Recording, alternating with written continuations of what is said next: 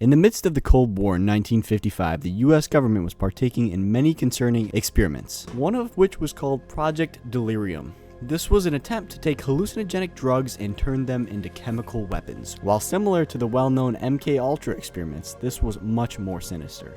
At the top-secret military research facility, Edgewood Arsenal, they had began the synthesis of extreme deliriant substances with effects similar to high doses of Benadryl or the infamous Datura plant. These substances were practically a more potent and refined version of those and created what could only be described as waking nightmares. In order to test these new chemical weapons, they asked unsuspecting soldiers if they were willing to participate in an experiment for medical research. These soldiers were not debriefed properly and were walking into this experiment with no idea what they were in for. Among these tests, they would put these soldiers under the influence of popular hallucinogens like LSD, PCP, and brand new chemicals such as EA3167 and BZ, which were extreme hallucinogenics that completely detached the user from reality. The experiences of these soldiers had to be documented from third-party scientists observing from behind glass panels, as none of the participants could remember their experiences. Some of the recorded effects include severe hallucinations. Soldiers would be seen talking to people or seeing creatures that were not there.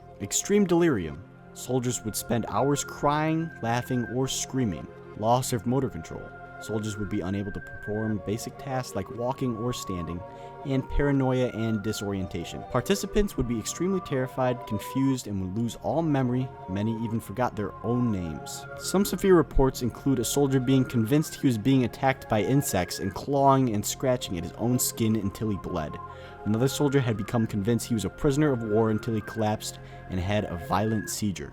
Many of these soldiers suffered extreme long-term effects, some leaving the experiment with PTSD, anxiety, depression, flashbacks, and cognitive issues. Instead of these soldiers receiving the treatment they required, they were discharged and left completely abandoned by the same system that had destroyed them. Of course, like all the top secret experiments, the government had made large attempts to cover up the horrible actions. When the experiment had finally reached the public in the 1970s, the government insisted these experiments were done for defensive purposes and extremely downplayed the experiences of these soldiers. By the time these experiences were shut down, the damage had already been done, and thousands of American soldiers had been used as human guinea pigs.